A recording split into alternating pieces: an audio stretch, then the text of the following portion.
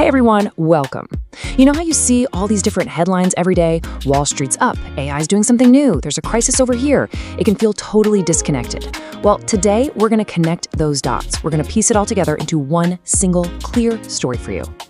So here's our game plan. We're going to start with this wild surge in the US markets and, the one person who might be behind it all. Then we'll jump into the chaotic world of AI, the good and the bad. After that, we'll hop across the pond to check on the UK's budget pressures, then zoom out to the peace talks in Ukraine, before tying it all together at the end. Okay, let's get right into it. First up, this huge market rally that seems to have just appeared out of thin air.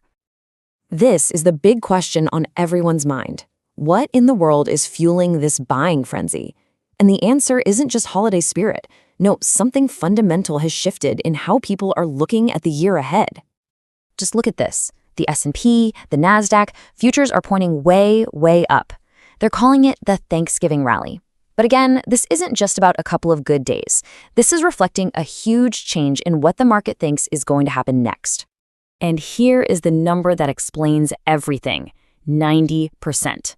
The market is now betting there's a 90% chance the Federal Reserve cuts interest rates in December. Now, to give you some perspective, just last week, that number was sitting at around 30%. That is a seismic shift in just a few days. Absolutely massive. So you have to ask, why the sudden change of heart? Why did everything flip so fast? Well, it's not just about economic data. It's about who might be calling the shots for the entire U.S. economy very, very soon. And this is the name you need to know: Kevin Hassett. He is reportedly the front runner to be the next chair of the Federal Reserve. And just the idea of him getting the job is what's sending the markets soaring. And look, he is not being shy about it. He's basically said, yeah, if the president asks, I'm in. That kind of talk makes his nomination feel like a very real possibility to investors. Okay, this slide is really the key to the whole thing. Hassett is seen as dovish. Now, what does that even mean? Well, a dove is someone who's more worried about people losing jobs than about rising prices. So they almost always favor lower interest rates to keep the economy hot. For Wall Street, dovish is like a magic word. It means cheaper money, more investment, more growth. For you and me, that could eventually mean lower mortgage rates and car loans. This reputation is the single biggest reason for that 90% probability we just saw. Now let's connect this market optimism over to the tech world. Because while traders are celebrating, the story on the ground with artificial intelligence is, well, it's a lot more complicated. And this right here just lays it out perfectly. AI is a total double-edged sword. You've got a company like Dell, right? They make the hardware, the servers that power AI. For them, it is an absolute boom. They just boosted their AI server forecast to $25 billion. But then you look at a company like HP.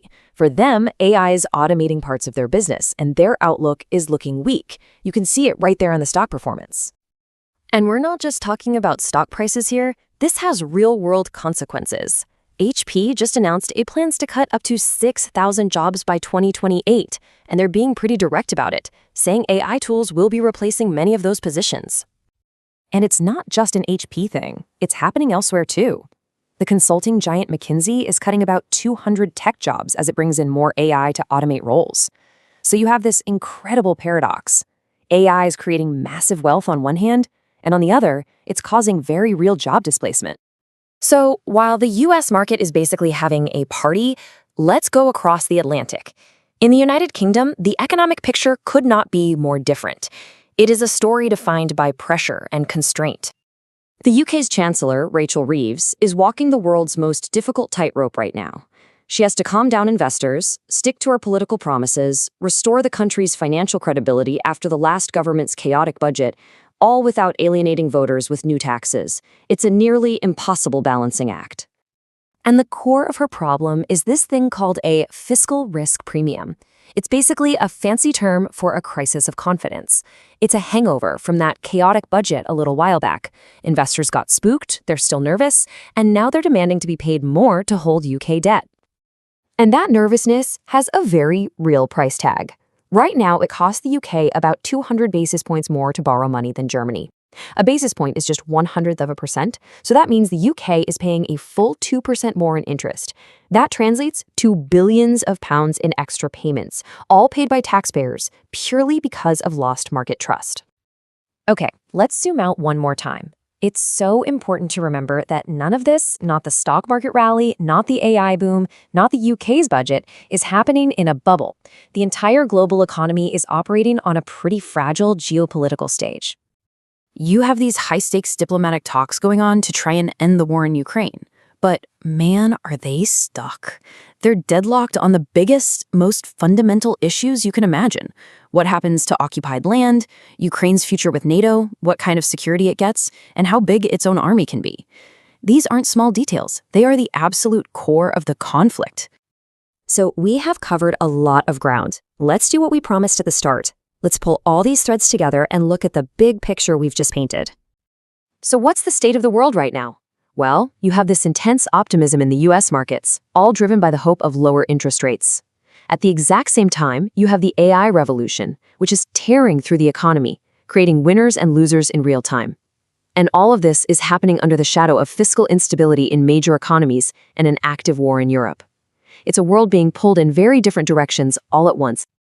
Every single one of these stories affects the others. A dovish Fed could fuel more AI investment. A stable Europe makes global markets calmer. It just goes to show how deeply interconnected everything really is. And that leaves us with one final thought. With so many powerful forces in play, the only certainty is that more change is coming. The question is, from where?